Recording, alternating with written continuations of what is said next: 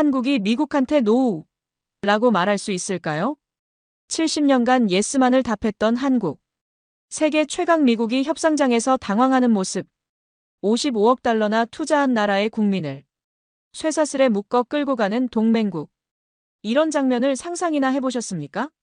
믿기 힘든 일들이 벌어지고 있습니다.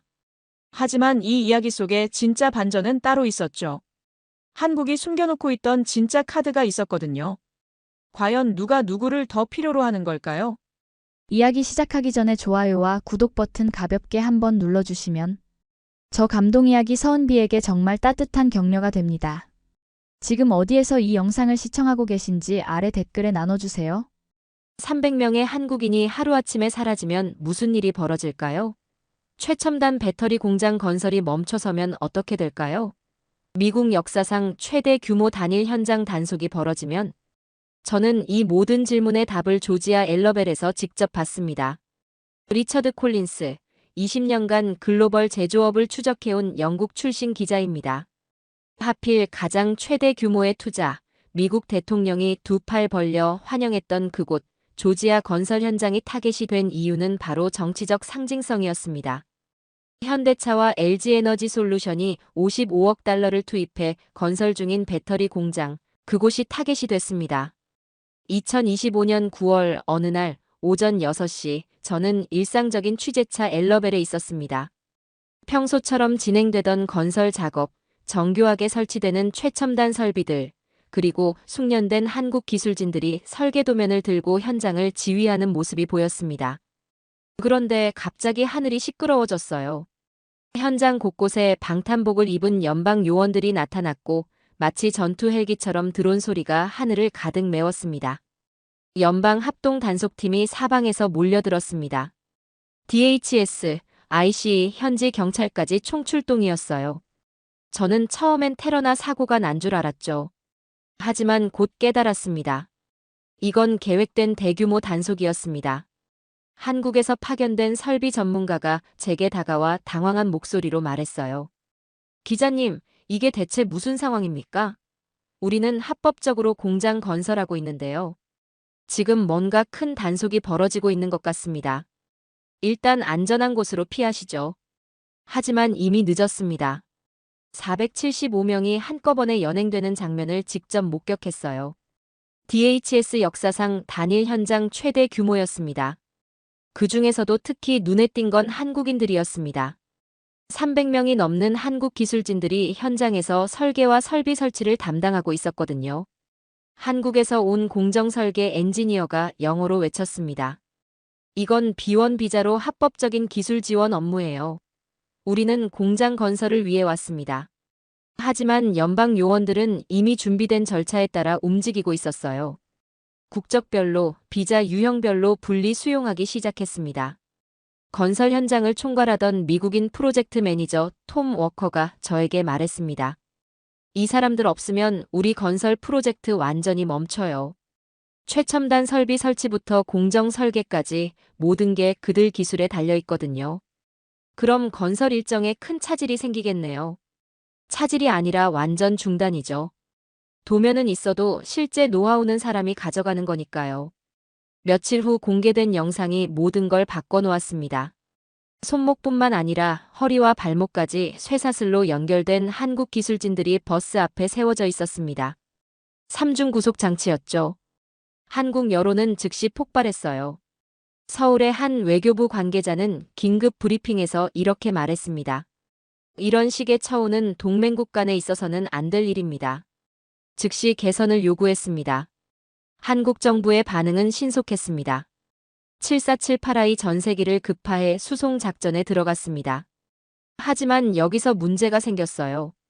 인천공항 활주로에서 대기 중인 대형 전세기가 있었지만 미국 측 협조 없이는 탑승구가 열릴 수 없었습니다. 하루가 지연됐습니다. 서울과 워싱턴 간 급박한 외교 협상이 벌어졌어요. 쟁점은 단 하나였습니다. 공항 이송 시 결박을 풀고 이동시킬 것인가? 정치적 압박이 작용했고 협상 끝에 합의가 이루어졌습니다. 최소한 공항까지 이송할 때는 결박을 풀고 인간적으로 대우하기로 했어요. 300여 명이 일괄 귀국할 수 있었습니다. 하지만 이 과정에서 충격적인 사실이 드러났어요. 가디언이 입수한 내부 누설 문서 한 장이 불법과 합법의 회색지대를 날카롭게 갈라놓았습니다. 바로 유효 비자 소지자들이 대거 포함됐다는 내용이었죠. 가디언 보도에 따르면 구금자 중 상당수가 유효한 B1B2 비자를 소지하고 있었습니다. 변호인단 대표는 기자회견에서 이렇게 주장했어요. 이들의 업무는 기술 지원과 설비 설치로 명백히 합법적 활동에 해당합니다. 공장 건설을 위한 정당한 업무였어요. 포크스턴 IC 구치 시설의 환경도 문제였습니다. 구금자들은 표백제 냄새가 심한 식수를 마셔야 했고 제대로 된 수면과 의료 접근도 어려웠다고 증언했어요. 귀국 후 한 한국인 설비 전문가는 이렇게 말했습니다. 물은 표백제 냄새가 너무 심했고 밤에 제대로 잠도 못 잤어요. 의료진을 만나는 것도 쉽지 않았습니다. 하지만 진짜 문제는 그들이 떠난 뒤 시작됐습니다. 그날부터 건설 현장에서는 사이렌 소리보다 크레인의 정적이 더 크게 울려 퍼졌습니다. 건설 작업이 완전히 중단됐습니다. 설치 중이던 최첨단 설비들이 반쪽짜리 상태로 방치됐고 정교한 공정 설계 작업이 멈춰섰어요. 현장에 남은 미국인 엔지니어 마이크 존슨이 저에게 말했습니다. 매뉴얼은 있지만 실제 설치 노하우는 한국 기술진들이 다 가져갔어요. 특히 이런 첨단 배터리 설비는 더욱 그래요. 대체 인력으로 해결할 수 있지 않을까요? 몇 년 걸릴 일을 몇 주에 할 수는 없죠. 게다가 이 정도 수준의 기술진을 어디서 구해요? 현대차 본사에서는 즉시 비상대책회의가 소집됐습니다. 한 관계자는 내부 회의에서 이렇게 말했어요. 핵심 기술진 공백으로 인한 건설 지연은 불가피합니다. 최소 2, 3개월은 더 걸릴 것 같습니다. 그런데 현대차가 내린 결정은 워싱턴을 얼어붙게 만들었습니다. 조지아 공장 전면 중단 이 발표가 언론에 보도되자 주가가 즉시 반응했습니다. 다른 공장과 건설 현장에서도 한국 기술자들에게 귀국이나 자택 대기를 권고하기 시작했어요. LG에너지솔루션 관계자는 임원진 화상회의에서 이렇게 말했습니다. 추가 단속 가능성을 배제할 수 없습니다. 일단 우리 기술진들 안전을 우선시해야겠습니다. 현장을 떠나는 한국 기술진들의 손에는 캐리어가 들려 있었고 조지아 건설 현장에는 깊은 침묵만이 남았습니다. 저는 20년간 미국 제조업 현장을 다녔지만 이런 장면은 처음이었습니다. 투자 환영식이 성대하게 열렸던 그곳이 지금은 체포와 구속 현장으로 바뀌고 최첨단 기술이 인력과 함께 한순간에 사라지는 모습을 봤어요. 건설 현장 인근 식당에서 만난 한 현지 주민은 이렇게 말했습니다. 이 공장이 들어오면서 우리 동네가 활기를 띠었는데 이제 어떻게 될지 모르겠어요. 건설 라인은 다시 움직이지 않았습니다. 핵심 기술이 사람과 함께 떠났기 때문이었죠. 반쪽짜리 설비들이 텅 빈 건설 현장에 덩그러니 남겨졌습니다. 그런데 정말 흥미로운 건 이 사태 이후 한국 정부의 반응이었습니다. 단순히 항의만 한 게 아니라 완전히 다른 카드를 꺼내들기 시작했거든요. 미국이 예상하지 못한 그 카드가 무엇인지, 그리고 이것이 어떻게 글로벌 에너지 판도를 바꿀 수 있는지. 워싱턴의 첫 반응부터가 심상치 않았습니다. 이례적으로 빠른 톤 조정을 보였거든요. 하지만 그 이면에는 미국도 예상하지 못한 파장이 기다리고 있었습니다. 워싱턴에서 날아온 첫 신호는 예상과 달랐습니다. 변명이나 정당화가 아니었어요. 바로 깊은 유감이었습니다. 미 국무부 부장관의 첫 공식 발언은 충격적이었습니다. 보통 이런 상황에서 미국은 법 집행의 정당성을 강조하는데 이번엔 달랐어요. 대신 이렇게 말했습니다. 이번 사태로 한국 국민들이 받은 충격과 상처에 대해 깊은 유감을 표합니다. 이를 계기로 새로운 전환점을 만들어야 한다고 생각합니다. 한국 외교부 관계자는 회담 직후 브리핑에서 이렇게 전했어요. 미 측에서 새로운 비자 카테고리 신설을 위한 워킹그룹 구성을 제안했습니다. 이례적으로 빠른 대응이라고 봅니다. 하지만 워싱턴 내부는 완전히 다른 분위기였습니다. 저는 즉시 워싱턴으로 날아가 현지 분위기를 파악해봤어요. 백악관과 의회의 온도차가 극명했습니다. 백악관 한 관계자는 비공식 브리핑에서 이렇게 말했습니다. 투자 유치와 동맹 관리 차원에서 신속한 수습이 필요하다는 게 대통령의 판단입니다. 반면 공화당 의원들의 반응은 달랐어요. 하원 국토보안위원회 간사가 기자들에게 이렇게 말했습니다. 법 집행기관이 정당한 업무를 수행한 것인데 왜 유감을 표해야 합니까? 이것이야말로 법치주의의 후퇴입니다. 민주당 내부에서도 목소리가 갈렸습니다. 한 원내 관계자는 이렇게 토로했어요. 동맹국과의 관계는 중요하지만 이민법 집행의 일관성도 포기할 수 없는 원칙이죠. 이런 혼란 속에서 미 언론들의 사설 경쟁이 치열해졌습니다. 워싱턴 포스트는 동맹 관리에 참담한 실패라는 제목으로 정부를 비판했어요. 반면 월스트리트 저널은 법 집행에 예외는 없다는 입장을 고수했습니다. 뉴욕타임스 칼럼니스트는 이렇게 썼습니다. 동맹은 슬로건이 아니라 입국 심사대에서 증명되는 것이다. 우리는 이 시험에서 낙제점을 받았다. 하지만 정작 충격을 받은 건 미국 산업계였습니다. 디트로이트에서 열린 자동차 업계 긴급 컨퍼런스에 참석해봤는데 분위기가 심상치 않았어요. 포드 공급망 담당 부사장이 이렇게 말했습니다. 현대, LG 공장 지연이 우리한테도 직격탄이에요. 배터리 공급망 전체가 연결돼 있거든요. GM 관계자도 우려를 표했습니다. 2~3개월 지연이면 올해 전기차 라인업 출시 타임라인을 완전히 다시 짜야 합니다. 이건 업계 전체의 문제가 됐어요. 테슬라의 한 임원은 더 직설적이었습니다. 다른 한국 기업들도 미국 투자를 재검토하기 시작했다는 소문이 돌고 있어요. 이게 진짜 문제죠. 실제로 현대차의 공장 중단, 타 공장 생산도 수개월 멈춘다. 직원 안전이 더 중요하다 등의 발언이 나오자 관련 주가들이 즉시 반응했습니다. 현대차는 물론이고 LG에너지솔루션, 심지어 미국 배터리 관련 기업들까지 하락세를 보였어요.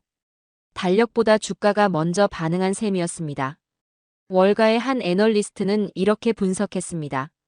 단순한 일정 지연이 아니라 투자 리스크 프리미엄이 올라간 거예요. 한국 기업들의 미국 투자 의지 자체에 의문이 생겼습니다. 이런 상황에서 해외 반응도 흥미로웠습니다. 유럽연합 관계자는 브뤼셀에서 이렇게 말했어요. 한국과의 기술협력 기회를 확대할 때가 된 것 같습니다. 우리는 이런 일이 일어나지 않을 것이라고 보장할 수 있거든요. 일본 정부도 빠르게 움직였습니다. 경제산업성 관계자가 도쿄에서 이렇게 밝혔어요. 한국 배터리 기업들과의 협력을 더욱 강화하고 싶습니다. 일본은 안정적인 파트너가 될 수 있어요. 심지어 러시아까지 나섰습니다. 모스크바의 한 에너지 전문가는 이렇게 말했습니다. 한국의 원전 기술과 에너지 솔루션에 관심이 많습니다. 미국보다 더 나은 조건을 제시할 수 있을 것 같아요. 심지어 현대차는 러시아에서 공장을 운영해 본 경험도 있죠. 워싱턴의 혼란은 정부 부처 간 갈등으로도 이어졌습니다. 국무부, 상무부, 국토보안부 간의 내부 조율 과정을 추적해보니 상당한 마찰이 있었어요. 국무부 관계자는 이렇게 토로했습니다. 우리는 외교적 해법을 찾으려 했는데 국토보안부는 법 집행 원칙만 고집했어요. 상무부는 경제적 손실만 걱정하고요. 국토보안부 내부에서도 목소리가 갈렸습니다. 한 고위 관계자는 익명을 조건으로 이렇게 말했어요. 우리도 동맹국이라는 점을 고려하지 않은 건 아닙니다. 하지만 법 앞에서 예외를 두기 시작하면 어디까지 가야 할지 모르죠. 이런 혼란 속에서 의회에서는 청문회 개최 논의가 시작됐습니다. 하원 외교위원회 위원장이 이렇게 발표했어요. 동맹국과의 관계 관리에 대한 전반적 검토가 필요합니다. 관련 부처 장관들을 불러 청문회를 열겠습니다. 상원에서도 움직임이 감지됐습니다. 상원 외교위 간사가 기자들에게 말했어요. 투자 유치 정책과 이민 단속 정책 간의 충돌을 어떻게 해결할지 명확한 가이드라인이 필요해요. 한편 서울에서는 여의도와 코트라 워싱턴 사무소가 긴급 대응에 나섰습니다. 한국 정부 관계자는 이렇게 설명했어요. 미국 내 여론 동향을 면밀히 모니터링하고 있습니다. 특히 산업계 반응이 우리에게 유리한 방향으로 흘러가고 있어요. 코트라 워싱턴 사무소장은 현지 언론과의 인터뷰에서 이렇게 말했습니다. 한국 기업들의 미국 투자는 일방적 혜택이 아니라 상호 이익입니다. 이번 사태로 그 점이 더 명확해졌다고 봐요. 실제로 조지아주 정부의 반응은 연방정부와 달랐습니다. 조지아 주지사가 공식 성명을 발표했어요. 현대, LG투자는 우리 주에 수만 개 일자리를 가져다 줄 핵심 프로젝트입니다. 연방정부의 정책이 이를 방해해서는 안 됩니다. 조지아 주 상공회의소 회장도 이렇게 말했습니다. 한국 기업들이 투자를 철회한다면 우리 지역 경제에 치명적 타격이 될 거예요. 이런 일이 재발하지 않도록 보장받고 싶습니다. 미국 내 한인 사회의 반응도 강했습니다. 워싱턴 지역 한인회 회장이 기자회견에서 이렇게 밝혔어요. 지금 시대의 쇠사슬을 채우는 장면을 보면서 정말 충격받았습니다. 이것이 동맹국을 대하는 방식인지 의문이 들어요. 로스앤젤레스 한인타운에서는 항해 집회도 열렸습니다. 참가자 중 한 명이 이렇게 외쳤어요. 우리는 미국 경제에 기여하는 파트너입니다. 범죄자 취급받을 이유가 없어요. 이런 분위기 속에서 미국 정부의 대응이 가속화됐습니다. 백악관이 새로운 비자 제도 검토를 위한 태스크포스 구성을 발표한 겁니다. 백악관 대변인은 브리핑에서 이렇게 말했습니다. 기술 인력의 원활한 이동을 보장하면서도 법 집행의 일관성을 유지할 수 있는 방안을 모색하겠습니다. 하지만 이런 미국의 서둘러 처방을 보면서 저는 다른 궁금증이 생겼습니다. 한국이 단순히 항의만 하고 있을까요? 아니면 이미 다른 카드를 준비하고 있는 건 아닐까요?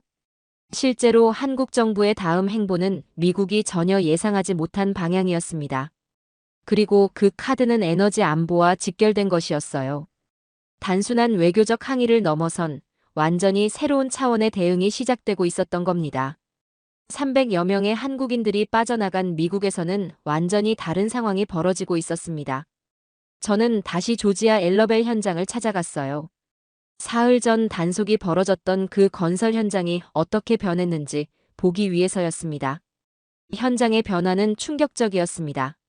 설치 중이던 첨단 설비들이 그대로 멈춰 있었고 건설 진도는 완전히 정체돼 있었어요. 현장을 총괄하던 미국인 프로젝트 매니저 톰 워커를 다시 만났습니다. 공장은 하드웨어지만 실제 가동은 사람웨어로 하는 거였어요. 이제서야 깨달았습니다. 그의 표정은 사흘 전과는 완전히 달랐습니다. 자신감에 찬 모습은 사라지고 깊은 당황감만 남아 있었어요. 튜닝과 디버깅은 매뉴얼에 없다는 걸 이제야 알았어요. 한국 엔지니어들이 손으로 느끼면서 조정했던 부분들, 그런 감각적인 부분은 도면으로 전수가 안 되거든요. 현장의 미국인 기술자들도 마찬가지였습니다. 전자제어 담당 엔지니어 마이크 존슨이 저에게 이렇게 토로했어요. 캘리브레이션부터 막혔습니다. 설비 로그를 아무리 열어봐도 한국 기술자들의 손 감각은 기록되지 않았거든요. 설비업체에서 파견된 기술자도 같은 고민이었습니다. 시운전 과정에서 한국 엔지니어들이 해주던 미세 조정 작업, 그게 없으니까 설비가 제대로 돌아가지 않아요. 매뉴얼대로 해도 뭔가 어긋나는 느낌이에요. 이런 현실을 파악하기 위해 여러 언론사들이 현장 르포에 나섰습니다. 뉴욕타임스 기자가 작성한 기사 제목이 인상적이었어요. 공장은 껍데기, 사람은 부품이 아니다였습니다. 기사 내용도 충격적이었습니다. 기자가 현장에서 직접 확인한 바에 따르면 한국 기술진 없이는 공정의 70% 이상이 정상 작동하지 않는다는 것이었어요. 월스트리트 저널도 비슷한 분석을 내놓았습니다. 툴은 남았지만 손이 없다는 현장 관계자의 증언을 인용하며 기술 의존도의 심각성을 지적했어요. CNN은 한 걸음 더 나아가 산업 전문가들의 분석을 보도했습니다. MIT 산업공학과 교수가 이렇게 분석했어요. 현대의 첨단 제조업은 설비와 인력이 유기적으로 결합된 시스템입니다. 한쪽이 빠지면 전체가 마비되는 구조죠. 이런 보도들이 쏟아지자 의회에서도 움직임이 가시화됐습니다. 하원 외교위원회에서 비자 제도 개편에 대한 공식 브리핑이 열렸어요. 하원 외교위원장이 브리핑에서 이렇게 말했습니다. 기술 인력의 원활한 이동을 보장하는 새로운 비자 카테고리 신설 검토가 시급합니다. 왜 이제서야 이런 논의를 하게 됐는지 반성해야 해요. 상원에서도 비슷한 목소리가 나왔습니다. 상원 상업위 간사가 이렇게 밝혔어요. 투자 유치 정책과 이민 정책 간의 정합성을 높이는 방안을 검토하고 있습니다. 더 이상 이런 혼란을 반복할 수는 없어요. 국토보안부도 입장 변화를 보였습니다. 국토보안부 대변인이 기자회견에서 이렇게 말했어요. 법 집행의 일관성을 유지하면서도 경제적 영향을 고려한 보다 정교한 가이드라인 마련을 검토하고 있습니다. 하지만 정작 기업들 사이에서는 책임 공방이 벌어지고 있었습니다. 현대차와 LG에너지솔루션 간의 미묘한 갈등도 표면화됐어요. 현대차 측 실무진은 내부 회의에서 이렇게 말했습니다. 배터리 기술 지원은 LG 몫인데 우리 전체 프로젝트가 지연되고 있어요. 역할 분담을 다시 점검해봐야 합니다. LG에너지솔루션 측의 반응도 날카로웠습니다. 기술진 파견은 합작 투자 조건에 따른 것이었어요. 예상치 못한 외부 변수로 인한 지연을 우리만의 문제로 볼 수는 없습니다. 협력업체들도 마찬가지였습니다. 설비업체 관계자가 이렇게 말했어요. 우리는 설비 납품만 담당했지 운영 기술까지 책임질 수는 없어요. 애초 계약 조건에 한국 기술진의 기술 지원이 포함돼 있었거든요. EPC 업체도 비슷한 입장이었습니다. 토목공사는 95% 완료됐지만 나머지 5%가 가장 중요한 설비 연동 부분이에요. 그 부분은 우리 영역이 아니라 운영사의 몫입니다. 이런 책임 공방 속에서 현대차 실무진들이 긴급 회의를 열었습니다. 프로젝트 총괄 상무가 회의에서 이렇게 말했어요. 지금은 책임을 따질 때가 아니라 단기 해결책을 찾을 때입니다. 우선 당장 가능한 대안부터 찾아보겠습니다. 결국 잠정적 조율이 이루어졌습니다. 현대차가 프로젝트 지연으로 인한 추가 비용 일부를 부담하면서 단계적 대안 모색에 나서기로 한 겁니다. 하지만 대체 방안 모색도 쉽지 않았습니다. 업계 관계자가 이렇게 설명했어요. 유럽이나 일본에서 비슷한 기술자들을 섭외하려는 움직임이 있지만 시간도 오래 걸리고 비용도 상당할 것 같아요. 무엇보다 한국 기술진만큼 숙련되기까지는. 자동차 업계 전체도 우려를 표했습니다. 포드의 한 관계자가 이렇게 말했어요. 배터리 공급망 차질이 우리한테도 영향을 줄 수 있어요. 공급처 다변화를 더 적극적으로 검토해야 할 것 같습니다. GM도 비슷한 입장이었습니다. 하나의 공급 라인에만 의존하는 리스크를 실감하고 있어요. 대안 확보가 시급합니다. 한편 한국에서는 조심스럽지만 다른 분위기가 감지되고 있었습니다. 정부 관계자가 이렇게 말했어요. 귀국 기술진들의 경험과 노하우를 국내에서 어떻게 활용할지 검토하고 있습니다. 아직 구체적 계획은 없지만요. 한국배터리산업협회에서도 비슷한 논의가 시작됐습니다. 이번 사태를 계기로 우리 기술의 독자성을 더 강화해야 한다는 목소리가 나오고 있어요. 해외 의존도를 줄이는 방향으로 갈 수도 있을 것 같습니다. 실제로 일부 귀국 기술진들은 국내 복귀에 대해 긍정적 반응을 보였습니다. 한 엔지니어가 이렇게 말했어요. 미국에서 계획했던 기술을 국내에서 먼저 시도해 볼 수도 있을 것 같아요. 오히려 더 자유롭게 실험할 수 있는 환경일지도 모르죠. 하지만 아직은 모든 게 검토 단계였습니다. 너무 성급하게 결론을 내리기에는 상황이 복잡했어요. 시간이 더 필요했습니다. 결국 미국은 기술 공백을 메우지 못해 당황하고 있는 반면 한국은 이번 사태를 어떻게 활용할지 신중하게 검토하고 있었습니다. 하지만 이건 겉으로 드러난 움직임일 뿐이었어요. 실제로 한국 정부가 준비하고 있는 진짜 카드는 따로 있었습니다. 그리고 그 카드는 미국뿐만 아니라 전 세계가 깜짝 놀랄 기술과 관련된 것이었어요. 그 순간 예상치 못한 곳에서 화재가 터져나왔습니다. 바로 핵이었어요.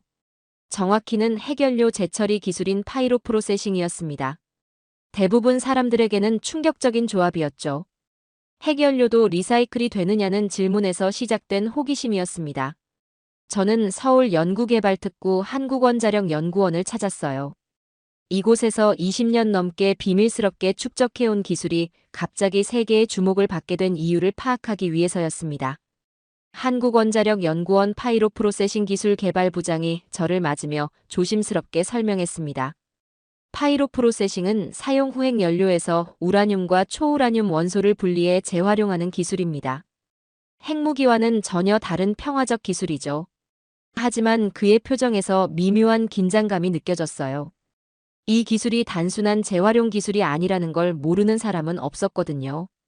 연구원 내부의 프라이드 시설을 직접 둘러볼 기회가 있었습니다. 공학규모 비활성 통합 실험 시설이라는 긴 이름의 줄임말이었어요. 거대한 아르곤 분위기 셀 안에서 원격 조작으로 진행되는 실험 과정을 보면서 소름이 돋았습니다.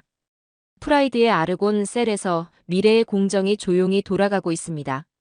시설 담당 연구원이 자부심과 함께 묘한 긴장감을 담아 말했어요. 실제로 이곳에서는 전해 정년과 전해 회수라는 핵심 공정들이 연계되어 작동하고 있었습니다. 사용 후 핵연료를 고온의 용융염에서 전기분해해 우라늄과 TRU를 분리하는 과정이었어요. 연구원이 더 구체적으로 설명했습니다. 우라늄과 TRU 분리 효율이 99.9% 이상입니다. 20년간 축적된 공정 연계 데이터가 있어요. 그 순간 깨달았습니다. 이건 단순한 재활용 기술이 아니었어요. 핵물질을 정교하게 분리하고 농축할 수 있는 고도의 기술이었습니다. 하지만 왜 지금 이 기술이 다시 주목받게 됐을까요? 그 배경에는 미국의 한국기술진 대량 구금 사태가 있었습니다. 워싱턴의 전략국제문제연구소에서 발표한 보고서가 모든 걸 바꿔놓았어요. 한국 후연료 자원화 허브의 잠재력이라는 제목의 보고서였습니다. 하지만 진짜 충격적인 내용은 따로 있었어요. 보고서 작성에 참여한 에너지 전문가는 익명을 조건으로 이렇게 말했습니다. 한국의 파이로 프로세싱 기술은 이미 상당한 수준에 도달했습니다. 특히 우라늄과 초우라늄의 분리 정밀도는 세계 최고 수준이에요. 초우라늄이라는 단어가 나오는 순간 분위기가 달라졌습니다. TRU, 즉 초우라늄 원소들은 플루토늄을 포함한 핵분열 물질들이었거든요. 이것들을 정교하게 분리할 수 있다는 건 유럽의 에너지 싱크탱크들도 비슷한 평가를 내놓았습니다. 런던에 있는 채텀하우스에서 발표한 분석 보고서는 더욱 직설적이었어요. 기술의 씨앗은 이미 심어졌다고 표현했습니다. 하지만 이 기술을 둘러싼 국제적 논쟁도 만만치 않았습니다. 특히 핵 확산 우려가 핵심 쟁점이었어요. 미국의 군축통제협회에서는 강한 우려를 표명했습니다. 협회 관계자는 성명에서 이렇게 밝혔습니다. 파이로 프로세싱으로 분리된 플루토늄은 핵무기 제조에 직접 사용될 수 있습니다. 비확산 관점에서 매우 위험한 기술이에요. 경제성 문제도 있었습니다. 에너지경제연구원의 한 연구위원이 이렇게 지적했어요. 파이로 프로세싱의 톤당 처리 비용이 기존 직접 처분 방식보다 3배 이상 비쌉니다. 경제성은 아직 의문이에요. 하지만 기술진들은 다른 관점을 제시했습니다. 한국원자력연구원의 한 선임 연구원이 조심스럽게 말했어요. 우라늄과 초우라늄 원소의 분리는 기술의 영역이고 그것을 어떻게 활용할지는 정책의 몫입니다. 그 말 속에는 묘한 뉘앙스가 있었습니다. 기술은 이미 완성됐다는 자신감과 그 기술의 전략적 가치를 아는 사람의 신중함이 동시에 느껴졌어요. 실제로 한국원자력연구원이 보유한 데이터는 놀라웠습니다. 프라이드 시설에서 축적한 20년간의 공정 연계 실험 기록, 원격 조작 기술 노하우, 그리고 상용 규모 확대를 위한 스케일업 데이터까지. 이 모든 게 체계적으로 정리되어 있었어요. 국제원자력기구 자료를 인용한 연구보고서에 따르면 한국의 파이로 프로세싱 기술 수준은 이미 실용화 단계에 근접해 있다고 평가됐습니다. 공정 연계 데모 기록이 있다는 것 자체가 한국 기술의 완성도를 보여줍니다. IAEA 핵연료 선안부 관계자가 서울을 방문해 이렇게 평가했어요. 이런 관심 속에서 귀국한 기술진들 사이에서도 파이로 프로세싱 분야에 대한 관심이 높아졌습니다. 조지아에서 돌아온 한 배터리 전문가가 충격적인 말을 했어요. 전해 공정 원리가 배터리 기술과 거의 똑같아요. 우리가 축적한 전기화학 노하우를 바로 적용할 수 있을 것 같습니다. 한국과학기술연구원에서는 실제로 귀국 기술진들을 포함한 융합연구팀 구성을 검토하기 시작했습니다. 연구원 관계자는 이렇게 설명했어요. 배터리 기술과 파이로 프로세싱의 만남이 예상치 못한 돌파구를 열 수도 있어요. 포스텍과 카이스트 등 주요 대학들도 움직였습니다. 포스텍 원자력공학과 교수가 이렇게 말했어요. 학연산 협력을 통해 파이로 프로세싱의 상용화 가능성을 본격 탐색할 때가 왔습니다. 해외에서도 한국을 보는 시선이 달라졌습니다. 캐나다 원자력공사에서 먼저 협력을 제안해왔어요. 한국의 파이로 프로세싱 기술과 우리의 경험을 결합하면 획기적인 성과가 나올 것 같습니다. 스웨덴과 핀란드에서도 비슷한 러브콜이 이어졌습니다. 사용 후행 연료 처리 문제로 고민하던 원전 운영국들이 한국을 주목하기 시작한 겁니다. 하지만 정작 중요한 건 미국의 반응이었습니다. 미 에너지부 내부에서는 한국의 파이로 프로세싱 기술에 대한 우려 섞인 분석이 시작됐어요. 에너지부 관계자는 비공식 브리핑에서 이렇게 말했습니다. 한국의 기술 수준이 예상보다 훨씬 앞서 있습니다. 비확산 관점에서 신중한 접근이 필요해 보여요. 하지만 한국 정부는 매우 신중한 입장을 유지했습니다. 외교부 관계자가 이렇게 선을 그었어요. 우리의 파이로 프로세싱 연구는 순수한 평화적 목적입니다. 핵무기와는 전혀 무관한 에너지 기술이에요. 과학기술정보통신부도 비슷한 입장이었습니다. 기술 개발은 지속하되 상용화는 국제사회와의 협의를 통해 단계적으로 추진할 예정입니다. 그럼에도 불구하고 전문가들 사이에서는 이미 분위기가 달랐습니다. 한국원자력학회에서 개최된 특별 세미나에서는 뜨거운 토론이 벌어졌어요. 한 참석자는 이렇게 말했습니다. 씨앗은 이미 심어졌습니다. 이제 그 씨앗을 어떻게 키울지가 우리의 선택이에요. 실제로 한국원자력연구원에서는 기존 연구진의 귀국 기술진들을 포함한 새로운 팀 구성을 본격 검토하고 있다고 했습니다. 연구원장은 이렇게 밝혔어요. 다양한 분야의 전문가들이 모이면 기존에 없던 혁신이 일어날 수 있습니다. 결국 한국이 보유한 건 단순한 재활용 기술이 아니었습니다. 핵물질을 자유자재로 분리하고 정제할 수 있는 고도의 기술이었어요. 핵무기를 만들지는 않지만 핵무기를 만들 수 있는 기술적 역량을 갖춘 것이었습니다. 상용화는 과학과 정치의 문제라는 말이 실감나는 순간이었습니다. 한국은 이미 과학적으로는 준비가 끝났어요. 이제 정치적 결단만 남은 상황이었습니다. 그리고 그 결단의 시간이 생각보다 빨리 다가오고 있었습니다. 지난 한미 정상회담이 다시 주목받기 시작했습니다. 그 당시 한국의 외교부 장관이 기자회견장에 나타났을 때 저는 그의 표정에서 묘한 자신감을 읽을 수 있었습니다. 한미 정상회담이 끝난 지 불과 6시간 후였어요. 평소와 다른 당당한 말투로 시작된 그의 발언은 전 세계를 깜짝 놀라게 했습니다. 미국과 사용 후행 연료 재처리 논의를 시작하기로 합의했습니다. 회견장이 순간 조용해졌어요. 기자들은 잠시 멈칫했다가 일제히 손을 들기 시작했습니다. 20년 넘게 금기시됐던 주제가 갑자기 공식 의제로 떠오른 순간이었거든요. 드디어 테이블이 열렸습니다. 한 외교부 관계자가 저에게 조용히 속삭였어요. 그 말 속에는 안도감보다는 승리감이 더 강하게 느껴졌습니다. 정상회담 과정을 복기해보면 더욱 흥미로웠습니다. 청와대 관계자에 따르면 이번 회담은 처음부터 예상과 달랐다고 해요. 미국이 방위비 분담금 증액을 요구하며 협상을 시작했지만 한국의 대응이 완전히 달랐다는 겁니다. 대통령께서 방위비 얘기가 나오자마자 우리도 제안할 게 있다고 하셨어요. 그리고 파이로 프로세싱과 핵처리 논의 카드를 꺼내셨습니다. 미국 측도 전혀 예상하지 못한 전개였다고 합니다. 백악관 국가안보회의 관계자는 이렇게 전했어요. 한국이 역으로 협상 카드를 제시할 줄 몰랐습니다.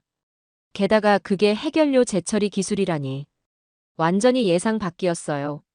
실제로 한국의 협상 태도는 예전과 완전히 달랐습니다. 과거처럼 미국의 요구에 수동적으로 응하는 것이 아니라 오히려 적극적으로 의제를 제시한 것이었어요. 조현 장관은 신중하면서도 당당하게 말을 이어갔습니다. 이는 순수하게 평화적 목적의 산업적, 환경적 접근입니다. 하지만 우리가 보유한 기술의 가치는 충분히 인정받아야 한다고 봅니다. 그 말 속에는 묘한 뉘앙스가 있었어요. 핵무기를 만들지는 않지만 우리에게는 그럴 수 있는 기술이 있다는 암시였습니다. 논의의 출발점은 믿음이고 설득의 언어는 수치가 될 것입니다. 외교부 북미국장이 후속 브리핑에서 한 말이었어요. 한국이 단순히 요청하는 것이 아니라 데이터와 기술로 설득하겠다는 의지를 보여준 것이었습니다. 하지만 발표 직후 미국 내 반응은 극명하게 갈렸습니다. 워싱턴의 싱크탱크들부터 들끓기 시작했어요. 브루킹스 연구소의 핵정책 전문가는 당황한 기색이 역력했습니다. 한국이 이런 카드를 가지고 나올 줄 몰랐어요. 비확산 관점에서는 우려스럽지만 동맹 관리 차원에서는 무시할 수 없는 제안입니다. 전략국제문제연구소는 다른 시각을 보였어요. 한국의 기술 수준이 이미 상당한 단계에 도달했다는 것 자체가 놀랍습니다. 이제 협력을 통한 관리가 필요한 시점이에요. 의회 반응은 더욱 복잡했습니다. 상원 외교위원회에서는 긴급회의가 소집됐어요. 공화당 의원 중 한 명이 이렇게 우려를 표했습니다. 비확산은 성역이어야 합니다. 동맹국이라고 해서 예외를 둘 수는 없어요. 하지만 민주당 측에서는 현실론을 제시했어요. 한국이 이미 기술을 보유하고 있다면 배제보다는 협력을 통한 관리가 더 현실적입니다. 하원에서도 비슷한 논쟁이 이어졌습니다. 에너지상업위원회 위원장이 이렇게 분석했어요. 공급망 위기를 겪은 후 한국이 완전히 다른 협상 전략을 구사하고 있습니다. 우리도 새로운 접근이 필요해요. 한편 한국 산업계의 반응은 고무적이었습니다. 오랫동안 기다렸던 기회가 온 것 같다는 분위기였어요. 한국전력 관계자는 이렇게 환영했습니다. 사용 후 핵연료 처리가 가능해지면 원전 운영 비용을 획기적으로 줄일 수 있어요. 국익의 계산서로 보면 분명한 플러스입니다. 원전 운영사들도 기대감을 드러냈습니다. 한수원 기술 담당 임원이 이렇게 말했어요. 고준 위폐기물 저장 부담에서 벗어날 수 있다면 원전 산업 전체가 새로운 전기를 맞을 수 있어요. 하지만 조선업계에서는 신중론도 나왔습니다. 한 조선사 임원이 이렇게 우려했어요. 원전 수출에 도움이 될 수도 있지만 자칫 핵 확산 논란에 휘말리면 오히려 역효과가 날 수도 있어요. 방산업계도 복잡한 반응을 보였습니다. 기술적 역량은 분명 도움이 되겠지만 국제사회 인식 관리가 더 중요할 것 같습니다. 이런 우려를 의식한 듯 정부는 추가 설명에 나섰습니다. 산업통상자원부 장관이 브리핑에서 이렇게 강조했어요. 우리의 접근은 순수하게 평화적 목적입니다. 기존 한미원자력 협력 협정 틀 안에서 진행될 예정이에요. 외교부에서도 같은 선상에서 설명했습니다. 협정 체계를 활용해 파이로 프로세싱 관련 조항을 추가하는 방향으로 검토하고 있습니다. 흥미로운 것은 이 논의가 이번 조지아 한국인 구금 사태를 계기로 비자 개편 협상과 연계됐다는 점이었습니다. 미 국무부 관계자가 이렇게 설명했어요. 한국이 제시한 패키지를 종합적으로 검토하고 있습니다. 기술 협력, 비자 정책, 그리고 관세 문제까지 연결된 복합적 사안이에요. 앞으로 빅딜이 일어날 것 같네요. 언론들의 반응도 다양했습니다. 뉴욕타임스는 핵은 없지만 핵을 둘러싼 기술은 있다는 제목으로 한국의 새로운 전략을 분석했어요. 한국이 협상에서 수세에서 공세로 전환한 것은 상당히 인상적이다. 기술력을 바탕으로 한 새로운 형태의 외교 전략이다. 월스트리트 저널은 경제적 관점에서 접근했습니다. 한국의 파이로 프로세싱 기술이 상용화되면 글로벌 핵연료 시장의 게임 체인저가 될 수 있다. 워싱턴 포스트는 더욱 직설적이었어요. 미국이 한국을 더 이상 일방적으로 관리할 수 있는 상대로 보지 않게 됐다는 신호다. CNN은 안보 전문가들의 의견을 종합해 보도했습니다. 한국의 기술적 역량이 동북아 균형의 새로운 변수로 작용하고 있다. 국제사회의 반응도 엇갈렸습니다. 일본은 즉시 우려를 표명했어요. 동북아 비확산 체제에 영향을 줄 수 있는 중대한 변화입니다. 신중한 검토가 필요해 보입니다. 반면 유럽연합은 다른 반응을 보였습니다. 한국의 기술이 글로벌 핵폐기물 문제 해결에 기여할 수 있다면 의미 있는 발전이라고 봅니다. 중국의 반응은 예상대로 신중했어요. 모든 원자력 활동은 국제규범과 감시 체계 하에서 이루어져야 한다는 기본 원칙을 강조합니다. 러시아는 미묘한 환영의 뜻을 비쳤습니다. 평화적 원자력 기술 발전은 국제사회 전체에 도움이 될 것입니다. 이런 복잡한 반응들 속에서 한국 정부는 명확한 메시지를 던졌습니다. 조현 장관이 후속 인터뷰에서 이렇게 강조했어요. 우리는 무기가 아니라 공정을 택했습니다. 하지만 그 공정이 가진 전략적 가치는 정당하게 인정받아야 합니다. 한국원자력연구원에서도 자신감을 드러냈습니다. 연구원장이 기자회견에서 이렇게 말했어요. 20년간 축적한 데이터와 기술로 우리의 역량과 의도를 투명하게 증명해 보겠습니다. 결국 한 달 전 조지아에서 시작된 사건이 한국 외교의 완전한 패러다임 변화로 이어지고 있었습니다. 더 이상 요구를 받는 위치가 아니라 협상 카드를 제시하는 위치로 올라선 것이었어요. 우리도 이제 다른 선택지가 있다는 걸 보여준 겁니다. 외교부 고위 관계자가 저에게 한 말이었어요. 그 말 속에는 새로운 자신감이 느껴졌습니다. 워싱턴에서 열린 백악관 경제정책 브리핑의 분위기는 예전과 완전히 달랐습니다. 저는 그 회의실에서 미국 정부 고위급들의 당황스러운 표정을 직접 목격할 수 있었어요. 투자 환영과 입국 장벽이 한 스크린에 동시에 뜬 아이러니한 상황이었습니다. 공급망과 동맹 관리에서 심각한 미스가 발생했습니다. 국가경제회의 위원장이 대통령에게 보고하는 내용이었어요. 조지아 사태 이후 나타난 파급 효과를 분석한 결과였습니다. 백악관 경제팀이 작성한 내부 보고서는 충격적이었습니다. 한국 기업들의 미국 투자 지연과 축소로 인한 경제적 손실이 예상보다 훨씬 컸어요. 단순히 현대-LG 프로젝트만의 문제가 아니었습니다. 상무부 차관이 브리핑에서 이렇게 보고했습니다. 한국 기업들의 신규 투자 검토 프로젝트 12개가 일제히 지연됐습니다. 총 투자 규모만 340억 달러에 달해요. 조지아주 경제개발청에서 올라온 보고서는 더욱 심각했습니다. 주정부 관계자가 긴급히 워싱턴을 찾아와 이렇게 호소했어요. 우리 주에만 2만 5천 개 일자리가 걸린 문제입니다. 연방정부의 정책 때문에 지방정부가 피해를 보고 있어요. 비슷한 우려가 다른 주에서도 쏟아졌습니다. 엘라베마, 조지아, 테네시 등 한국 기업 투자를 유치했거나 유치 예정인 주들이 모두 같은 목소리를 냈어요. 텍사스 주지사는 아예 백악관에 공개 서한을 보냈습니다. 연방 이민 정책이 우리 주의 경제 개발 정책과 충돌하고 있습니다. 이는 연방주의 원칙에도 맞지 않아요. 한편 미국 업계에서는 코리안 스페셜리스트 귀환으로 인한 공백 분석이 본격화됐습니다. 저는 디트로이트의 한 자동차 연구소에서 이런 분석 보고서를 직접 확인할 수 있었어요. 포드 기술연구소의 분석 결과가 특히 인상적이었습니다. 한국 기술자들이 담당했던 배터리 셀 최적화 작업을 대체하려면 최소 18개월이 걸릴 것 같아요. 그것도 2배 이상의 비용을 들여서 말이죠.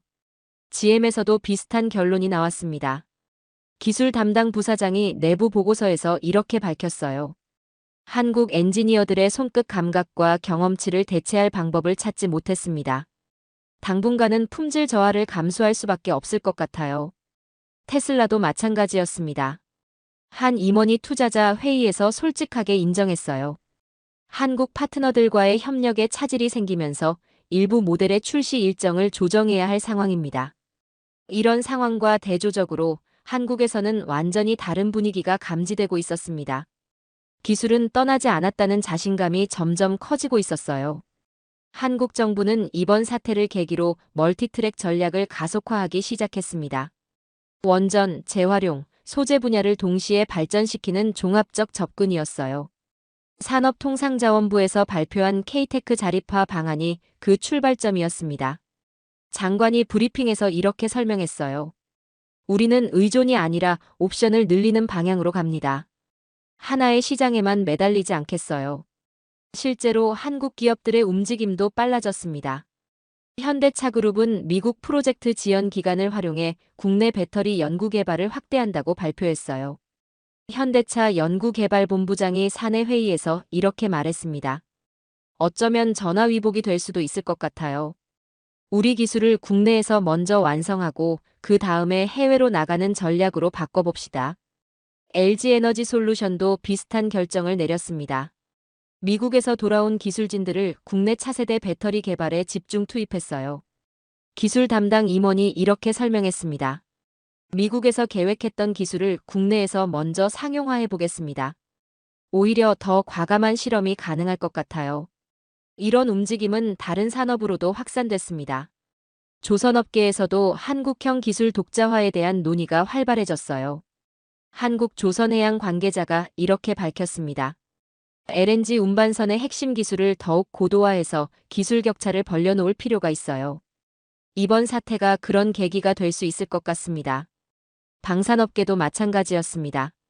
카이와 한화시스템 등이 차세대 무기체계 개발에 더욱 박차를 가하기 시작했어요. 기술 주권이 얼마나 중요한지 다시 한번 깨달았습니다. 방산업체 한 임원의 말이었어요. 해외 언론들도 한국의 변화를 주목하기 시작했습니다. 파이낸셜 타임스가 K공급망은 스스로 서는 법을 배웠다는 제목의 분석 기사를 냈어요. 기사에서는 이렇게 평가했습니다. 한국이 글로벌 공급망에서 단순한 협력업체가 아니라 핵심 플레이어로 자리매김하고 있다. 이번 사태는 그런 변화를 가속화시켰다. 이코노미스트도 비슷한 관점에서 보도했습니다. 한국의 기술적 역량이 이제 다른 나라들에게도 선택지를 제공하고 있다. 미국만의 파트너가 아니라 글로벌 파트너로 진화하고 있다. 실제로 다른 나라들의 러브콜도 이어졌습니다.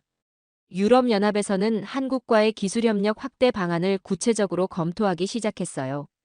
EU 집행위원회 에너지 담당 집행위원이 서울을 방문해 이렇게 제안했습니다. 유럽의 그린딜과 한국의 기술력을 결합하면 시너지가 클 것 같아요. 미국보다 더 나은 조건을 제시할 수 있습니다. 일본도 미묘한 변화를 보였습니다.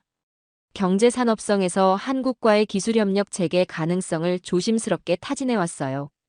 과거의 갈등을 접고 미래지향적 협력을 모색해보고 싶습니다. 캐나다는 더욱 적극적이었습니다. 총리가 직접 한국 대통령에게 서한을 보내 원자력 기술 협력을 제안했어요. 한국의 소형 모듈 원자로 기술과 우리의 우라늄 자원을 결합하면 완벽한 파트너십이 될 수 있을 것 같습니다. 심지어 중동 국가들에서도 관심을 보였습니다. UAE는 바라카 원전 성공을 바탕으로 추가 협력을 제안했고, 사우디아라비아는 신도시 프로젝트에 한국 기술을 활용하고 싶다고 밝혔어요. 이런 변화 속에서 미국도 뒤늦게 대응에 나섰습니다. 비자 개편 초안과 관세 정책을 연계한 종합 대책을 마련하기 시작한 것이었어요. 국토보안부에서 발표한 새로운 비자 가이드라인의 핵심은 기술 인력 특별 카테고리 신설이었습니다. 국토보안부 장관이 기자회견에서 이렇게 설명했어요. 동맹국의 핵심 기술 인력에 대해서는 별도의 심사 절차를 마련하겠습니다. 경제 안보와 이민 정책의 균형을 찾아보겠어요. 상무부도 한국산 제품에 대한 관세 혜택을 확대하는 방안을 검토한다고 발표했습니다. 동맹국 우대 차원에서 관세 정책을 재검토하고 있습니다. 하지만 이런 미국의 움직임에 대한 한국의 반응은 예전과 달랐습니다. 감사하다는 반응보다는 신중한 검토를 하겠다는 입장을 보인 것이었어요. 외교부 대변인이 정례 브리핑에서 이렇게 말했습니다. 미국의 제안을 환영하지만 우리도 다양한 옵션을 검토하고 있는 상황입니다. 종합적으로 판단해서 결정하겠어요. 이는 과거 한국이 미국의 제안을 거의 무조건 수용했던 것과는 확연히 다른 모습이었습니다. 산업계에서도 비슷한 반응이 나왔습니다. 한 대기업 회장이 경제단체 모임에서 이렇게 말했어요. 이제 우리도 선택할 수 있는 위치가 됐어요. 가장 좋은 조건을 제시하는 곳과 협력하면 되는 거죠. 이런 변화는 주식시장에서도 확인됐습니다. 한국 주요 기술기업들의 주가가 상승세를 보인 반면 미국의 일부 제조업체들은 불안감을 드러냈어요. 한국투자증권 애널리스트가 이렇게 분석했습니다. 한국 기업들이 미국 의존도를 줄이고 글로벌 다변화를 추진한다는 점에서 투자자들이 긍정적으로 보고 있는 것 같아요. 반면 월스트리트에서는 다른 분석이 나왔습니다. 한국 기술에 대한 의존도가 높았던 미국 기업들의 경우 단기적으로 어려움을 겪을 수 있을 것 같습니다. 결국 한 달 전까지만 해도 일방적이었던 한미 관계의 역학이 완전히 바뀌고 있었습니다. 한국은 더 이상 요구를 받아들이는 위치가 아니라 선택지를 가지고 협상하는 위치로 올라선 것이었어요. 정책은 변하지만 기술은 남습니다. 한국 정부 고위 관계자가 저에게 한 말이었어요. 그 말 속에는 새로운 자신감과 함께 미래에 대한 확신이 담겨 있었습니다. 미국은 이제 한국을 어떻게 대해야 할지 새로운 답을 찾아야 하는 상황이 된 것이었습니다. 그리고 그 답을 찾는 과정에서 한국의 진짜 가치가 더욱 명확해지고 있었어요. 이제 한국을 바라보는 세계의 시선이 완전히 달라졌습니다. 저는 제네바에서 열린 국제원자력기구 연례 총회에 참석했는데 한국 세션에 몰린 인파를 보고 깜짝 놀랐어요. 예년 같으면 한적했을 회의실이 발 디딜 틈 없이 꽉 찼습니다. IAEA 사무총장이 개회사에서 한국을 언급한 순간부터 분위기가 달라졌어요. 한국의 파이로 프로세싱 기술이 글로벌 핵연료 순환의 새로운 가능성을 열고 있습니다. 데이터, 납기, 품질 면에서 세계 최고 수준의 성과를 보여주고 있어요. 한국원자력연구원장이 발표에 나섰을 때 회장의 집중도는 예사롭지 않았습니다. 특히 프라이드 시설과 산업 연계 가능성을 설명하는 부분에서 여러 나라 대표들이 메모를 열심히 적는 모습이 인상적이었어요. 우리의 공정 연계 기술은 이미 실증 단계에 도달했습니다. 상용화까지 필요한 건 파트너십뿐입니다. 발표가 끝나자마자 각국 대표들이 줄을 서기 시작했습니다. 마치 한국 기술에 대한 상담 창구가 열린 것 같았어요. 가장 먼저 다가온 것은 유럽연합 대표단이었습니다. EU 에너지 집행위원이 직접 나서서 이렇게 제안했어요. 유럽의 그린딜 정책과 한국의 파이로 프로세싱 기술을 결합하면 완벽한 시너지가 날 것 같습니다. 구체적인 협력 방안을 논의해보고 싶어요. 독일 대표는 더욱 구체적이었습니다. 우리가 탈원전을 결정했지만 기존 사용 후 연료 처리 문제는 남아있어요. 한국 기술이 해답이 될 수 있을 것 같습니다. 프랑스도 적극적으로 나섰습니다. 원자력청 관계자가 이렇게 말했어요. 우리의 원전 운영 경험과 한국의 재처리 기술을 결합하면 글로벌 스탠다드를 만들 수 있을 겁니다. 캐나다의 접근은 더욱 전략적이었습니다. 천 연자원부 장관이 한국 측에 이렇게 제안했어요. 우리의 우라늄 자원과 한국의 재처리 기술, 그리고 소형 모듈 원자로를 패키지로 묶어서 제3국에 수출하는 방안을 검토해보면 어떨까요? 하지만 가장 놀라운 것은 중동 국가들의 반응이었습니다. UAE 원자력공사 회장이 직접 찾아와 이렇게 말했어요. 바라카 원전의 성공 이후 우리도 핵연료 순환에 관심이 많습니다. 한국과 장기 파트너십을 맺고 싶어요. 사우디아라비아는 더욱 구체적인 제안을 해왔습니다. 네옴시티 프로젝트에 한국의 차세대 원자력 기술을 전면 도입하고 싶습니다. 규모 면에서 기존 프로젝트와는 차원이 다를 거예요. 심지어 카자흐스탄도 나섰습니다. 세계 최대 우라늄 생산국이 한국의 기술에 관심을 보인 것이었어요. 우리의 원료와 한국의 기술이 만나면 완전한 핵연료 생태계를 구축할 수 있을 것 같습니다. 이런 러브콜 속에서 한국 정부의 대응은 신중하면서도 자신감이 넘쳤습니다. 과학기술정보통신부 장관이 기자회견에서 이렇게 말했어요. 파일럿의 시간이 왔습니다. 하지만 우리는 신중하게 파트너를 선택할 것입니다. 실제로 한국은 단순히 기술 수출에 머무르지 않고 산업 생태계 전체를 패키지로 수출하는 전략을 구상하고 있었어요. 한국원자력연구원에서는 프라이드 시설 기반의 상용 플랜트 설계를 본격화했습니다. 연구원 관계자가 이렇게 설명했어요. 우리의 목표는 단순한 기술 이전이 아니라 완전한 시스템 수출입니다. 설계부터 운영까지 원스톱 서비스를 제공할 계획이에요. 놀라운 것은 이 과정에서 다른 한국 산업들과의 연계가 자연스럽게 이루어지고 있다는 점이었습니다. 방산업계에서 먼저 관심을 보였어요. 한화시스템 기술 담당 임원이 이렇게 말했습니다. 파이로 프로세싱에서 나오는 특수 소재들이 우리 방산 제품의 성능을 한 단계 끌어올릴 수 있을 것 같아요. 조선업계도 마찬가지였습니다. 한국조선해양에서는 파이로 프로세싱 시설을 해상 플랫폼으로 건설하는 방안을 검토하기 시작했어요. 해상에서 운영하면 안전성과 보안 측면에서 훨씬 유리할 거예요. 우리의 조선 기술과 결합하면 새로운 사업 모델이 나올 수 있습니다. 반도체 소재 업계에서도 움직임이 감지됐습니다. 파이로 프로세싱 과정에서 나오는 고순도 소재들이 반도체 제조에 활용될 가능성이 확인된 것이었어요. SK 하이닉스 소재 연구소장이 이렇게 분석했습니다. 원자력 기술에서 파생되는 소재 기술이 우리 반도체 경쟁력을 더욱 강화시킬 수 있을 것 같아요. 이런 산업 간 융합은 예상치 못한 시너지를 만들어내고 있었습니다. 한국이 단순히 원자력 기술만 수출하는 것이 아니라 기술, 제조, 품질의 삼위일체로 종합적인 경쟁력을 확보하게 된 것이었어요. 포스코에서는 파이로 프로세싱 시설 건설에 필요한 특수강제 개발에 나섰습니다. 초고온, 고방사능 환경에서 견딜 수 있는 소재 기술은 우리 철강업의 새로운 성장 동력이 될 수 있어요. LG화학도 관련 화학공정 기술 개발에 뛰어들었습니다. 전해질 기술에서 축적한 노하우를 파이로 프로세싱에 적용하면 효율성을 크게 높일 수 있을 것 같습니다. 이런 움직임은 국제사회에서 한국의 위상을 완전히 바꿔놓았습니다. 최근에 열린 COP 기후회의에서 한국 세션에 대한 관심이 폭증한 것도 같은 맥락이었어요. COP 의장이 개회사에서 이렇게 언급했습니다. 에너지 전환과 핵 폐기물 문제를 동시에 해결할 수 있는 혁신적 기술을 한국이 제시하고 있습니다. 한국 정부는 이 자리에서 에너지의 미래를 재활용의 언어로 말하겠다는 비전을 제시했어요. 산업통상자원부 장관의 발표였습니다. 우리는 단순히 에너지를 생산하는 것이 아니라 에너지를 순환시키는 새로운 패러다임을 제안합니다. 실제로 한국이 수출한 원전을 보유한 국가들에서 사용 후 연료 공동 연구 제안이 쇄도했습니다. UAE를 시작으로 체코, 사우디아라비아, 폴란드까지 한국형 원전 도입국들이 모두 관심을 보인 것이었어요. UAE 원자력공사 CEO가 이렇게 제안했습니다.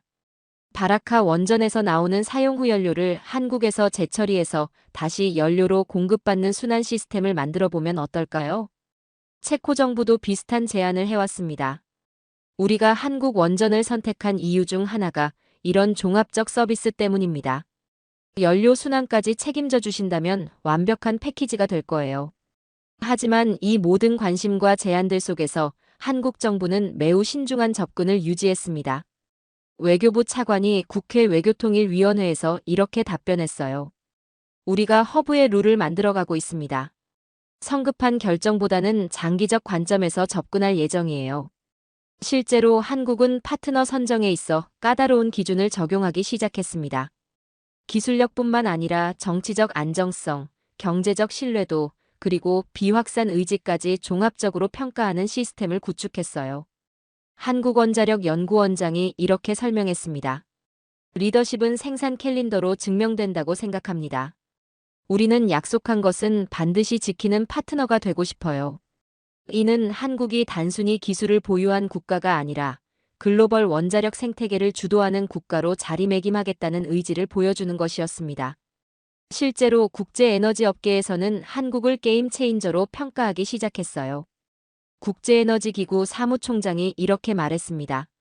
한국의 기술이 글로벌 에너지 전환에 새로운 옵션을 제공하고 있습니다. 특히 원전을 포기할 수 없는 국가들에게는 매우 중요한 대안이 될 것 같아요. 이런 평가는 한국의 원전 수출 경쟁력을 더욱 강화시켰습니다. 기존의 건설 중심 수출에서 연료 순환까지 포함한 종합 서비스 수출로 사업 모델이 진화한 것이었어요. 한국전력 해외사업처장이 이렇게 분석했습니다. 이제 우리는 단순히 발전소를 짓는 업체가 아니라 에너지 솔루션을 제공하는 종합 서비스 업체가 됐어요. 결국 2달 전 조지아에서 시작된 사건이 한국을 글로벌 원자력 생태계의 허브로 만들어가고 있었습니다. 한국은 이제 기술을 요청받는 위치가 아니라 전 세계의 기술과 비전을 제시하는 위치에 서게 된 것이었어요. 하지만 이런 성공의 이면에는 더 큰 책임도 따라왔습니다. 한국이 만들어가는 룰이 향후 글로벌 원자력 질서를 좌우할 수 있었기 때문이었어요. 그리고 그 책임을 어떻게 감당해 나갈지가 다음 단계의 과제였습니다. 그리고 가장 최근 저는 청와대 기자간담회에서 대통령의 표정에 주목했습니다. 평소보다 진중한 모습이었어요. 조지아 사태 이후 처음으로 열린 공식 기자간담회였는데 외신 기자의 질문에 답하는 대통령의 첫 발언부터 심상치 않았습니다. 이번 일로 우리 기업들이 미국 투자를 주저할 수밖에 없습니다. 부담스럽죠. 회견장이 조용해졌어요. 대통령이 동맹국 관계에 대해 이렇게 직설적으로 말하는 건 이례적이었거든요. 투자 심리에 대한 신호였습니다. 투자는 신뢰의 함수라고 생각합니다. 신뢰가 흔들리면 투자 결정도 달라질 수밖에 없어요. 대통령의 이 발언은 즉시 파장을 일으켰습니다. 한국 기업들 사이에서는 미국 투자 전략 재검토 움직임이 가시화되기 시작했어요.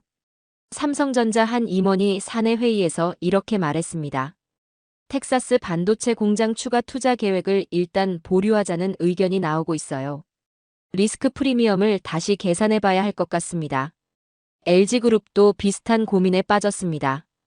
오하이오 배터리 공장 2차 증설을 미루고 그 투자를 국내로 돌리는 방안을 검토하고 있어요. 업계 전체에서 관세보다 리스크 프리미엄이 더 크다는 분석이 나오기 시작했습니다. 한국무역협회에서 발표한 보고서가 이를 뒷받침했어요. 보고서 핵심 내용은 충격적이었습니다. 미국 투자 시 발생할 수 있는 정치적 리스크를 비용으로 환산하면 관세를 내고 국내에서 생산하는 것보다 오히려 비쌀 수 있다는 분석이었거든요. 한국경제연구원의 한 연구위원이 이렇게 설명했습니다. 관세는 예측 가능한 숫자지만 정치적 리스크는 불확실성 그 자체예요. 기업 입장에서는 불확실성이 더 큰 부담이죠. 이런 분석을 바탕으로 업계에서는 구체적인 리쇼어링 시나리오가 등장하기 시작했습니다. 현대차그룹이 가장 먼저 움직였어요. 현대차 전략기획실에서 작성한 내부 보고서를 보면 미국 공장 건설 예산의 30%를 국내 R&D 센터 확장에 투입하는 방안이 검토되고 있었습니다. 울산과 남양 연구소를 확장해서 차세대 배터리 기술을 완전히 국산화하는 게 더 안전할 것 같아요. 현대차 연구개발본부장이 임원진 회의에서 한 말이었습니다. SK그룹도 비슷한 결론에 도달했습니다.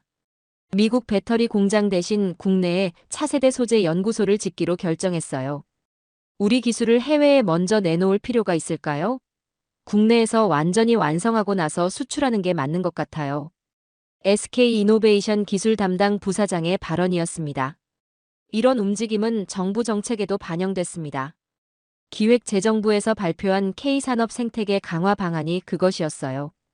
기재부 장관이 브리핑에서 이렇게 설명했습니다. 해외 투자 지원으로 생긴 자본을 국내 생산 능력 확충과 기술 개발에 집중 투입하겠습니다. 구체적인 내용도 인상적이었습니다. 국내 첨단 제조업 단지 조성에 20조 원, 핵심 기술 R&D에 15조 원을 투입한다는 계획이었어요. 산업통상자원부도 발빠르게 움직였습니다. 한국 내 투자 확대 지원 패키지를 발표한 것이었어요. 기업들이 해외 대신 국내에 투자하면 세제 혜택과 부지 지원을 대폭 늘려드리겠습니다. 산업부 차관의 설명이었습니다.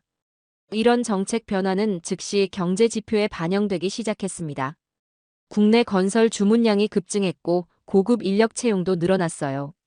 한국건설산업연구원 분석에 따르면 첨단 제조업 시설 건설 주문이 전년 대비 40% 증가했습니다. 이는 해외 투자 계획이 국내로 돌아온 결과였어요. 고용시장에도 변화가 나타났습니다. 한국고용정보원 자료를 보면 석박 4급 연구 인력 채용이 30% 늘었습니다. 해외 진출을 미루고 국내 기술 개발에 집중하다 보니 고급 인력 수요가 급증하고 있어요. 한 대기업 인사 담당 임원의 말이었습니다. 이런 변화는 세수에도 긍정적 영향을 미쳤습니다. 법인세와 고용 관련 세수가 예상보다 크게 증가한 것이었어요. 기재부 세제실장이 이렇게 분석했습니다. 해외 투자 대신 국내 투자가 늘어나면서 세수 기반이 오히려 확대되고 있습니다. 하지만 이런 변화에 가장 당황한 것은 미국이었습니다. 워싱턴에서는 뒤늦게 대응에 나섰어요. 미 국무부 부장관 크리스토퍼 랜도가 다시 방한한 것도 이런 맥락이었습니다. 이번에는 단순한 유감 표명을 넘어 구체적인 대책을 들고 온 것이었어요. 재발 방지를 위한 제도적 장치를 마련했습니다. 비자 워킹그룹도 속도를 내겠어요. 랜도 부장관이 외교부 장관과의 회담에서 한 말이었습니다. 미국이 제시한 비자 워킹그룹 계획은 상당히 구체적이었습니다. 한국 기술 인력을 위한 특별 비자 카테고리를 신설하고 심사 기간도 대폭 단축하겠다는 내용이었어요. 국토보안부에서도 별도 가이드라인을 마련했습니다. 동맹국 핵심 기술 인력에 대해서는 별도 심사 절차를 적용하겠습니다. 하지만 한국 정부의 반응은 예전과 달랐습니다. 감사 표시와 함께 신중한 검토를 하겠다는 입장을 밝힌 것이었어요. 외교부 대변인이 정례 브리핑에서 이렇게 말했습니다. 미국의 제안을 환영하지만 우리 기업들의 다양한 선택지도 함께 고려해야 합니다. 실제로 한국 기업들은 이미 다른 옵션들을 적극 검토하고 있었어요. 유럽연합, 캐나다, 중동 국가들의 러브콜이 구체적인 협력 제안으로 발전하고 있었거든요. EU 집행위원회에서는 한국 기업들을 위한 특별 투자 인센티브 패키지를 발표했습니다. 한국 기업이 유럽에 투자하면 최대 50%까지 보조금을 지원하겠습니다. 캐나다도 비슷한 제안을 해왔어요. 총리가 직접 한국을 방문해 이렇게 제안했습니다. 우리의 자원과 한국의 기술을 결합하면 완벽한 파트너십이 될 것입니다. 기업들에게는 최고 대우를 보장하겠어요. 중동에서는 더욱 파격적인 조건이 제시됐습니다. UAE와 사우디아라비아가 공동으로 한국 기업 특별경제구역 조성을 제안한 것이었어요. 세금 면제, 부지 무상 제공, 그리고 30년 운영 보장까지 모든 조건을 한국 기업 맞춤형으로 준비했습니다. UAE 경제부 장관이 서울에서 한 제안이었습니다. 이런 제안들이 쏟아지자 한국 언론들도 주목하기 시작했습니다. 외신 브리핑룸에서는 연일 관련 질문이 이어졌어요. 한국 기업들이 미국 대신 다른 지역 투자를 늘리고 있다는 분석이 나오는데 정부 입장은 어떻습니까? 기업들의 글로벌 다변화 전략을 존중하고 지원하겠습니다. 외교부 대변인의 답변이었습니다. 러브콜은 옵션일 뿐이라는 건가요? 다양한 옵션을 갖는 것 자체가 우리의 경쟁력이라고 봅니다. 이런 대화가 오가는 것 자체가 한국의 위상 변화를 보여주는 상징적 장면이었어요. 주요 경제지들도 이런 변화를 주목했습니다. 월스트리트 저널은 한국의 선택지 다변화 전략이라는 제목으로 분석 기사를 냈어요. 한국이 더 이상 미국만 바라보는 일방적 관계에서 벗어나 다자간 협력을 추구하고 있다. 파이낸셜 타임스는 더욱 직설적이었습니다. 한국 기업들이 미국의 불확실성보다 다른 지역의 확실성을 선택하고 있다. 하지만 한국 정부는 이런 변화 속에서도 균형감을 유지하려 했습니다. 대통령이 후속 발언에서 이렇게 정리했어요. 우리는 존중받는 파트너십을 원합니다. 존중 비용이 더 싸다는 걸 배웠어요. 이 발언은 한국의 새로운 외교 철학을 보여주는 것이었습니다. 관세는 숫자이지만 굴욕은 불확실성이라는 인식이 확산되고 있었어요. 실제로 기업들의 투자 의사결정에도 이런 철학이 반영되기 시작했습니다. 단순한 비용 계산을 넘어 파트너의 신뢰도와 예측 가능성을 더 중시하게 된 것이었어요. 현대중공업 회장이 경제단체 모임에서 이렇게 말했습니다. 이제 우리도 선택하는 입장이 됐어요. 가장 좋은 조건과 가장 안정적인 환경을 제공하는 곳과 함께 가면 됩니다. 결국 조지아에서 시작된 사건이 한국 경제의 체질을 완전히 바꿔놓았습니다. 해외 의존형에서 다변화형으로, 수동적 협력에서 능동적 선택으로 패러다임이 전환된 것이었어요. 현실은 냉정하지만 우리는 데이터로 간다는 정부의 기조처럼 한국은 감정이 아닌 합리적 계산을 바탕으로 새로운 길을 찾아가고 있었습니다. 그리고 그 길에서 한국은 더 이상 선택받는 위치가 아니라 선택하는 위치에 서게 되었어요. 미국을 비롯한 전 세계가 이제 한국의 선택을 기다리는 상황이 된 것이었습니다. 조지아에서 시작된 작은 사건이 결국 글로벌 파워 밸런스를 바꿔놓은 셈이었어요. 미국은 투자와 단속의 모순 앞에서 허덕였고 한국은 의존에서 선택으로 패러다임을 바꿨어요. 핵무기는 없지만 핵기술은 있는 나라. 요청받는 위치에서 제안하는 위치로 올라선 나라. 족쇄에서 시작된 이야기가 전 세계의 러브콜로 끝났습니다. 존중 비용이 더 싸다는 깨달음이 만들어낸 기적이었어요. 더 이상 누구의 하청업체도 아닌 당당한 파트너로 거듭난 대한민국의 역전 드라마. 조지아에서 제네바까지, 굴욕에서 선택권까지 한국이 어떻게 게임의 룰을 바꿔놨는지에 대한 오늘의 사연을 함께 해주셔서 감사합니다.